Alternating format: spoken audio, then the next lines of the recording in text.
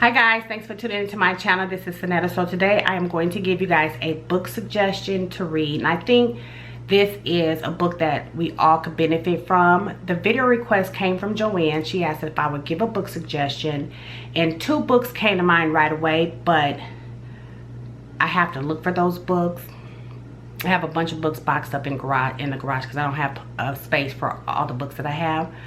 But and sometimes I give books away and I don't get them back, so I don't even know if I have. But I can always do book suggestions, and I can do other books in the future. But I wanted to do this book today because this past week, my niece called me going through a rough time, grieving the loss of her mother, which is my sister. I think I shared with you guys, I lost my sister back in July. She has 2 adult daughters, and so one of my nieces called me, and she's just going through an incredible hard time, which is totally understandable and expected, right?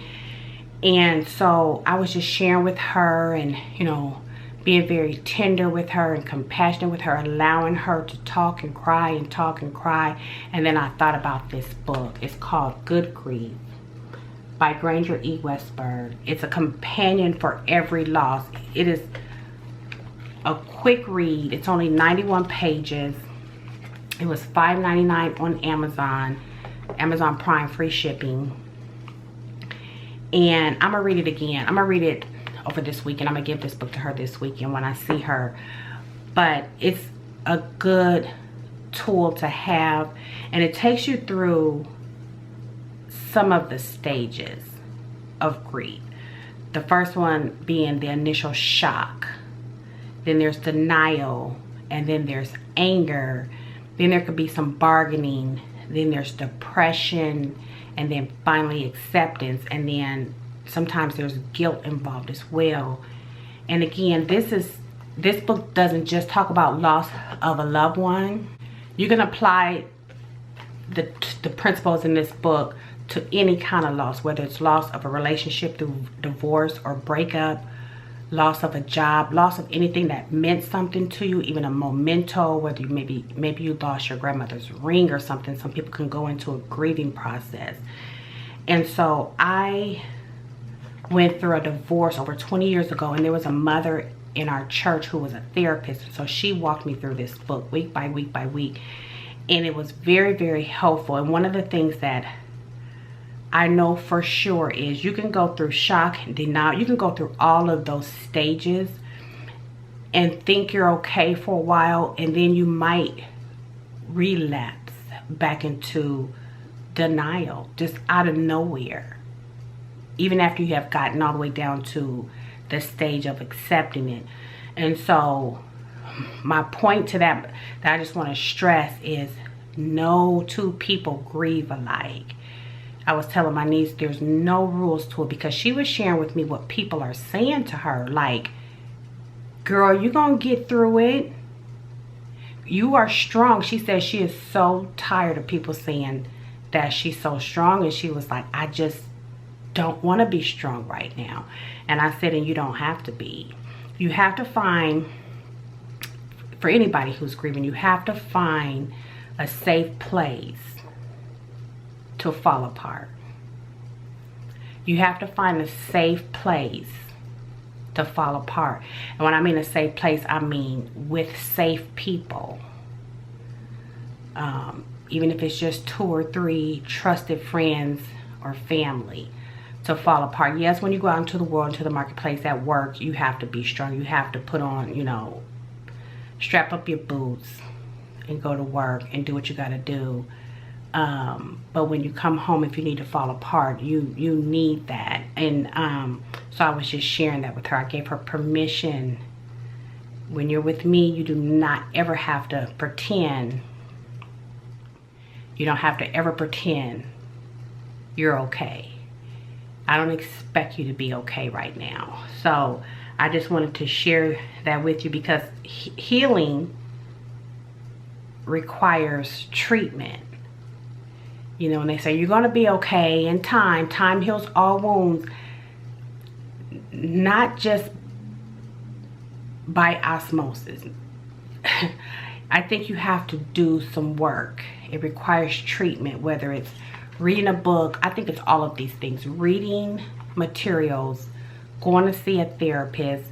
A lot of companies, they offer EAP, and I'm not sure what EAP stands for right now, but it's free counseling for any topic, or you know, a lot of different topics. Grief is definitely one of them. They'll offer counseling for free. There's also grief support groups, and you can check into your community. A lot of churches now have grief support groups. And even if you aren't a member of the church that have the grief support group, I'm almost certain they will let you into, you know, be a part of that group. A lot of churches are back open now. So I would just check it out as a resource. Another thing that I want to suggest, along with reading materials, going to get counseling, going to a grief support group, is also keeping a journal to write down your thoughts. It's so helpful. No matter how you're feeling, just write it out. If it's helpful to act as if you're talking to your loved one, write them a letter every day, tell them what you did today. You know, I mean, if that's helpful. But definitely writing out your thoughts is definitely helpful. I want to share one thing that I did, and I didn't tell my nieces because I thought about it after we got off the phone. Maybe it wasn't necessary, I'm not sure, but this is what helped me. Or not that it wasn't necessary, it just, there was never a place for it, I guess, because I was allowing her to do most of the talking. But one of the things that helped me going through the grieving process, because I'm still grieving, but I'm grieving in a different way than my niece would. That was her mother. She was my sister. And I loved her. Our relationship was very complicated. And I told my niece, I said, I have no idea what it feels like to lose a mother. So I'm not even going to pretend like I know how you feel, because I don't. I can only imagine though, right? But so I went through my shock, like it was a shock.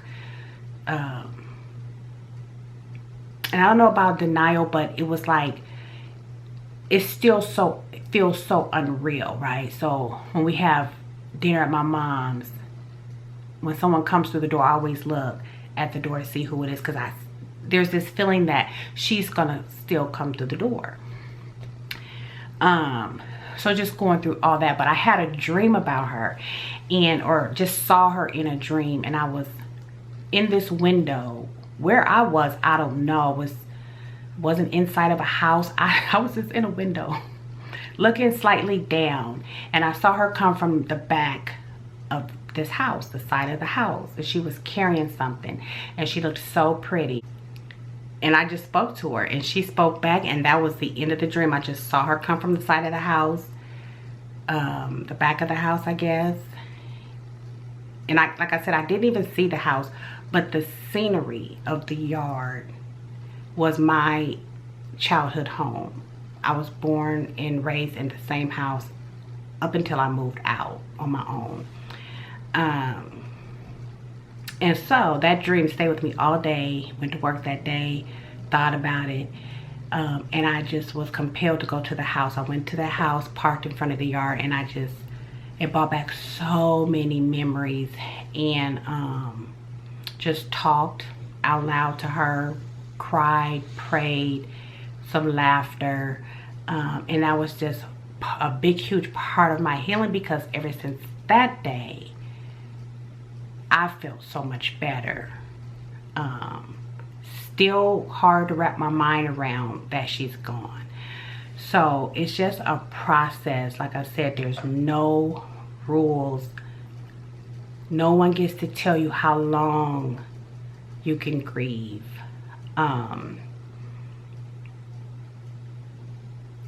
It just takes a lot of time.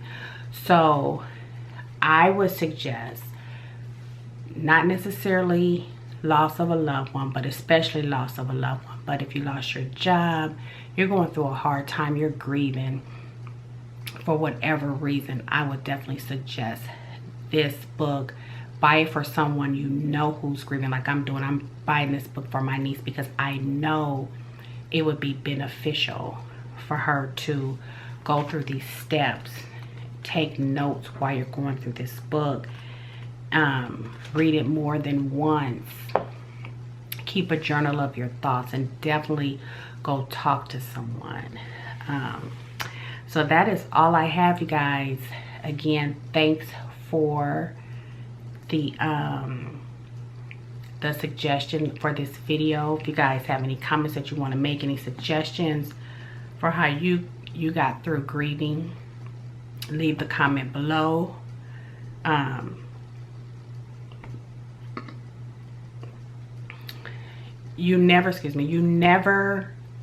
don't think you ever get over it. You're gonna get over it, is what someone told my niece. No, you're not. You're just not. Not the loss of a loved one. I mean, you might get over the fact that you lost your job. Even though you have to grieve that, you might later find out it was the best thing that ever happened to you, right? Same thing for a relationship that ended. After going through the grieving process, down the road sometime, a year later, 2 years later, I don't know, you might find out that that is the best thing that happened to you. And you can move on from that to another job or to another relationship. You'll never get the loved one back. You can't replace your mom. You can't replace your sister, right? So you'll never get over it. She was a part of my niece's everyday life because that was her mother. So she has to create a new normal. So it just takes time. My heart goes out to anybody who's going through the grieving process. And my biggest prayer is that, well, first of all, I'm praying for you. I pray for everybody who's grieving because, like I said, we are all going through, we all felt the effects of this COVID-19 collectively on different levels, right? So I've definitely been in prayer for those who are grieving. Be determined, though, to get through it. Don't lose hope. You don't want to lose hope. You will smile again, okay? For sure you will. And there's people around you that love you, that care, and that will support you. Just, you definitely have to reach out. One of the things before I go, I share with my niece, I said, tell me how I can help you. Tell me what you need. Because, and the reason why I said that is because if I'm the person who's always calling, checking on you, you may actually not want that at the time. So, and that's important if you're dealing with somebody who's going through grief. Allow them to tell you, like, do you want me to call you once a week? Or do you want me to say absolutely nothing until you call me? Because my door is always open. So that's important. And one time, one of my friends was trying to quit smoking cigarettes, right? And she had went like 2 weeks without smoking. She was counting the days, you know, or whatever. And it got up to like 2 weeks. And one day we were out somewhere and I said, how's your smoking going? Are you still holding on or something like that? And she said, oh my gosh, Netta, why did you just ask me that? I wasn't even thinking about a cigarette. Now I want one. You see what I'm saying? So it's like, and that was just like an aha moment for me. Like, oh, I am so sorry. So if somebody's going through something, let them know. Because sometimes the reverse of that is you cannot say anything, waiting for them to reach out to you, and they might think, dang, she don't even care, she's not even asking me about it. And you might not be asking them about it because you don't want to bring it up in fear that they didn't even really want to talk about it right now. So that's why I asked her that. You tell me what you want. Do you want me to reach out to you once a week, twice a week, or do you want me to say nothing until you reach out to me? So I just wanted to share that, you guys. Thanks for tuning in again. Leave your comments below if you have any. Don't forget to thumbs up this video if you liked it, and hit that subscribe button. I really appreciate it. You guys have a great weekend, and I'll see you in my next one.